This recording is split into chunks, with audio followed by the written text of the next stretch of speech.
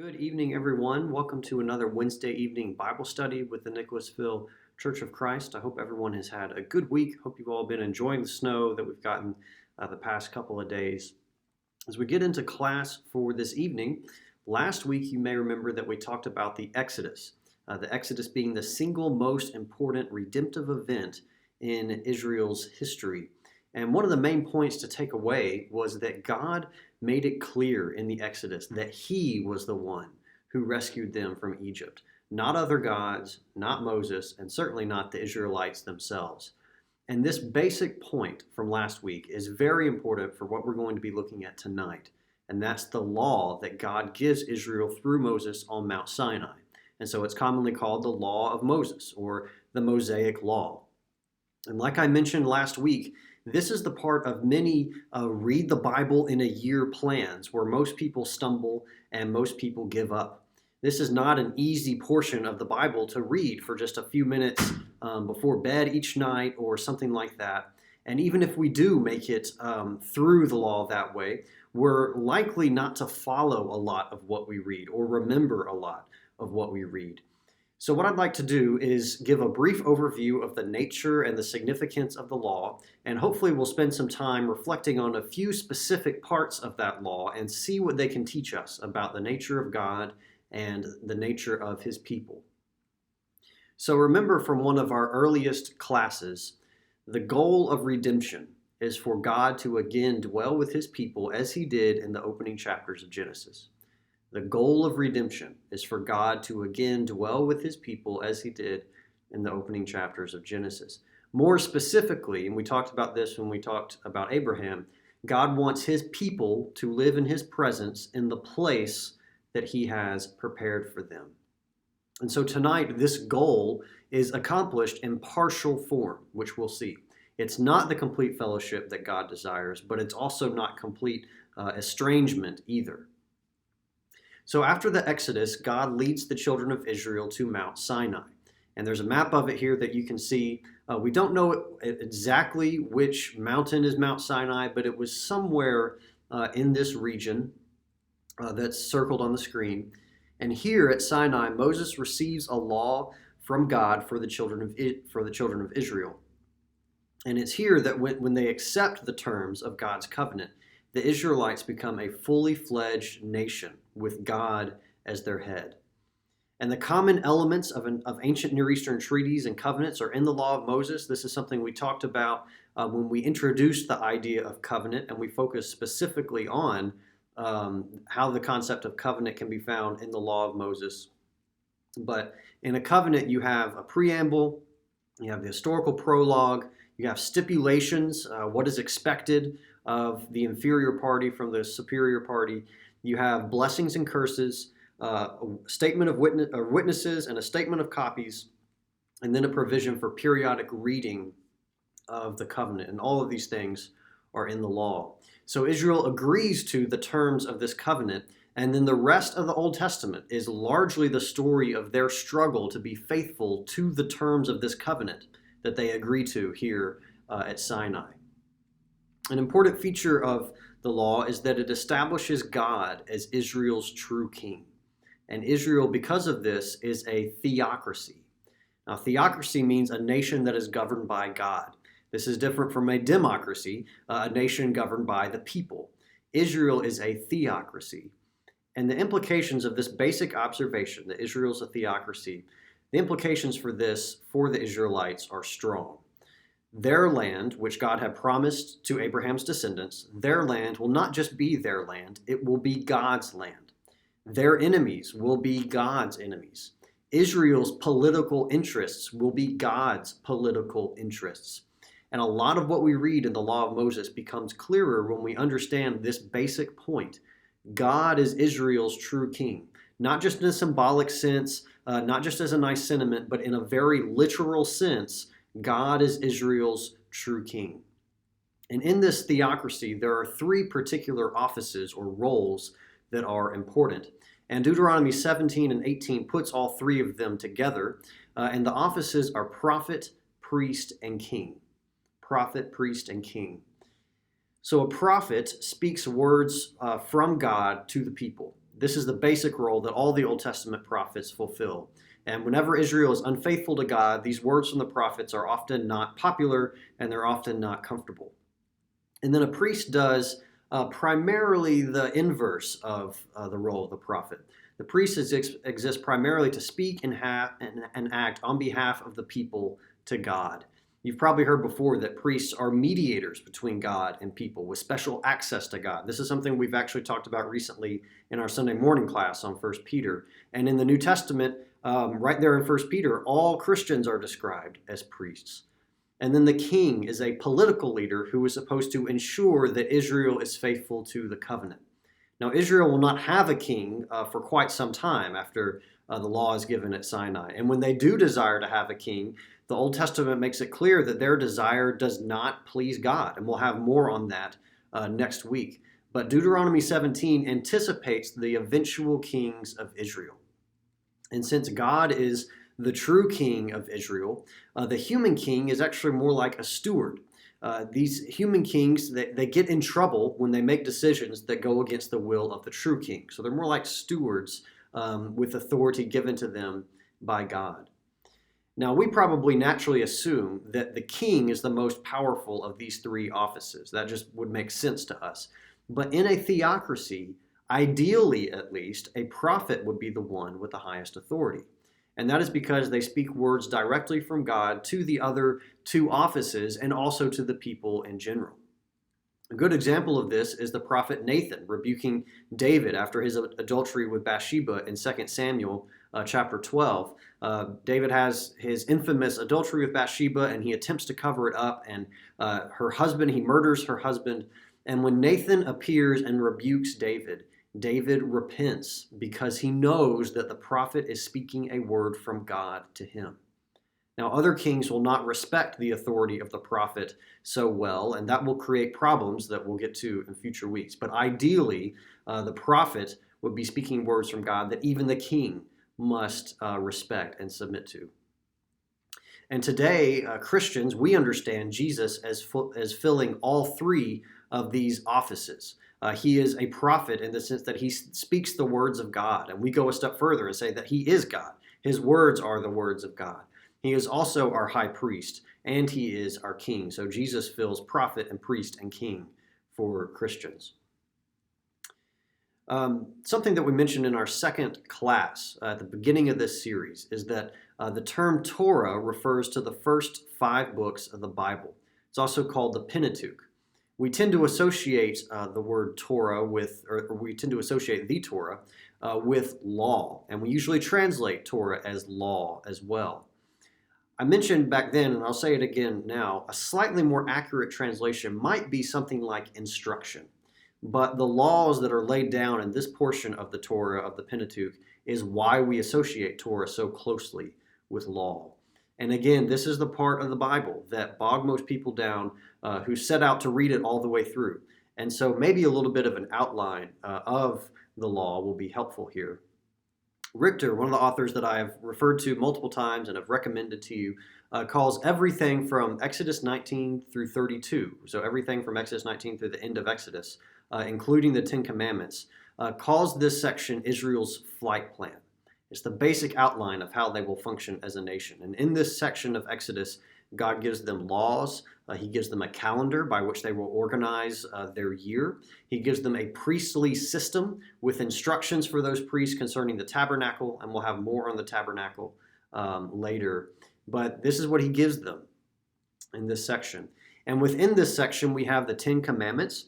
The Ten Commandments are also called the Decalogue, and the Ten Commandments capture the essential principles of the law. And then moving on to Leviticus. In Leviticus, we get regulations for approaching God and being pure rather than unclean as God's people. And it concerns systems of sacrifice that are to be offered, responsibilities of priests, again, an identification of what foods are clean and unclean. And there's also social and family, sexual and economic laws for the people given in Leviticus as well. Then in the book of Numbers, the title comes from 2 censuses that are in the book, but Numbers mostly chronicles the travels of the Israelites in the wilderness. And those travels, they end up taking way longer than they should because of the unfaithfulness of the people. And God decides to wait until the next generation of Israelites rises up before letting them into the promised land. And then we come to the last book of the Pentateuch, Deuteronomy, which is largely a restatement and a renewing of the covenant for Israel before they enter the promised land. And again, this is a new generation of Israelites by this point, so it is important for them to hear the covenant again and recommit to it. So I mentioned a few moments ago that we would come back to the tabernacle. The tabernacle is important to dwell on because it is the place where God will dwell with his people. And you may be familiar with a basic plan of the tabernacle already, where you have the outer court and the holy place and the Holy of Holies. The Holy of Holies contains the Ark of the Covenant, which is the seat of God's presence. And people can approach the outer court of the tabernacle, provided they are pure, provided they are not unclean. And then the holy place is where the priests conduct a number of their responsibilities. And the Holy of Holies is only entered once a year on the Day of Atonement. And it's entered once a year by one man, by the high priest. And then only after several days worth of a purification process can that one man even go into that place once a year. So it's a very holy place. So I mentioned at the beginning of class that God will dwell with his people, but in a restricted fashion here in the law. And this is how restricted it is. We're talking about some serious restriction. And so it could be tempting to read this as God simply being strict and unfeeling and not wanting to really be with his people. But if God didn't really want to be with his people, I'm not so sure that he would have delivered them from slavery in Egypt and miraculously provided for them time and again. I don't think he would have done any of those things in the first place if he didn't want to really dwell with his people. And so I think this restriction is better understood as underscoring just how wide the gulf is between God and humanity because of sin, because of the sin that began with the sin of Adam and Eve and is still pervasive on the earth. Richter powerfully puts it this way, and I'll just quote it because I don't want to, I think it does it best to just read it rather than summarize it. It says, "The irony of the tabernacle is the agony of redemptive history. By its very form, this structure communicates God's desire for cohabitation. But the increasing restrictions of persons and the elaborate systems of sacrifice and mediation, even for those approved persons, communicates the legacy of sin, separation." So God is eager to be with his people, but sin still puts restrictions on this. But still, with the covenant at Sinai, with the law of Moses, God establishes his people, his presence is among them, and they are on their way to the place that God has set apart for them. I mentioned last week when we began talking about the Exodus that one of the reasons God delivered Israel from slavery in the first place is that God has a mission for Israel, and the law enables them to fulfill their mission. This is Exodus 19, verses 5 and 6. It says here, "Now therefore, if you will indeed obey my voice and keep my covenant, you shall be my treasured possession among all peoples, for all the earth is mine. And you shall be to me a kingdom of priests and a holy nation. These are the words that you shall speak to the people of Israel." So through being faithful to the covenant at Sinai, Israel becomes a kingdom of priests. And we mentioned a few moments ago, priests are mediators between God and others. So Israel's mission is to show their God to the world and thus be a blessing to other nations. And they do this by faithfully following the covenant that's established at Mount Sinai. So again, the law is the part of the Old Testament that we tend to either get bogged down in or just skip altogether. And there's a few reasons for this, but in addition to the law simply being a tougher portion of the Bible to read and understand, I think also the biggest reason is that we tend to view the law as a heavy burden. Maybe you've even heard Christians say, thank goodness we don't live under the law of Moses anymore. Well, the Israelites did not think of the law primarily as a burden. It was a burden in the sense that they had the responsibility to live up to their side of the covenant, and they do fail at this frequently. But in the Old Testament, the law is primarily celebrated as a blessing. Psalm 19 and Psalm 119, these are good examples of celebrations of the law as a gift from God. And in the New Testament, we see a positive view of the law reflected as well. When Paul is discussing the relationship between sin and humanity and the law in Romans, he ultimately affirms that the law is good. And Jesus states at the outset of the Sermon on the Mount that he did not come to earth to abolish the law, but to fulfill it.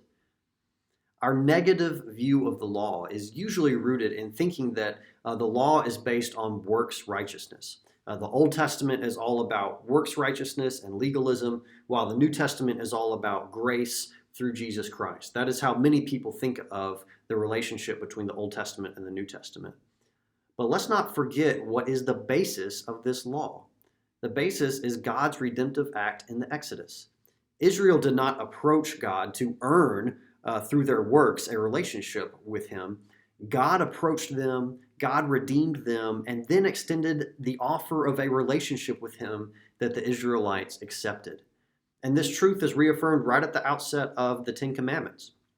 And then when Israelites commit sins, there are sacrifices that are written into the law of Moses by which they can atone for their sins and continue in a relationship with God. Now, we will learn in the New Testament that these sacrifices were imperfect and that only Jesus' one-time sacrifice truly atones for sins, but the sacrifices in the law of Moses were sufficient to maintain Israel's relationship with God in the meantime, before Christ.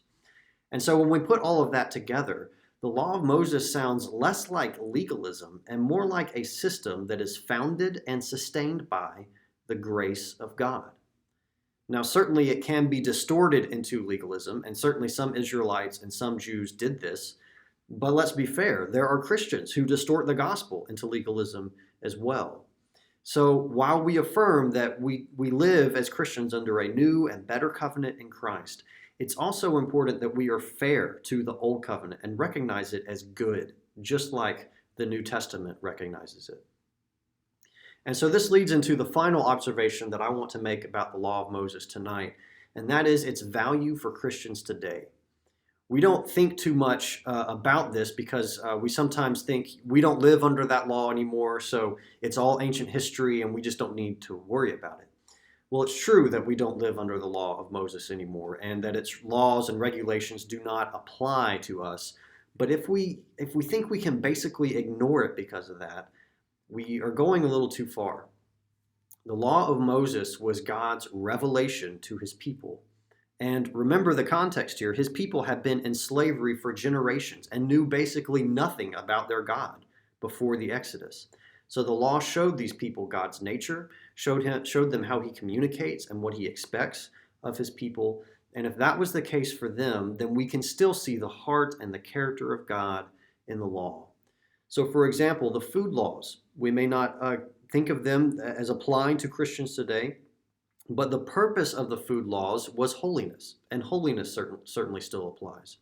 Like we mentioned in the class on creation, we don't observe the Sabbath, or at least we don't collectively observe it in any type of formal sense, but the Sabbath commandment tells us something about taking time regularly to rest and contemplate and dwell on God. There are principles in the law that are timeless and extend into the new covenant. And so the law is certainly worth our time.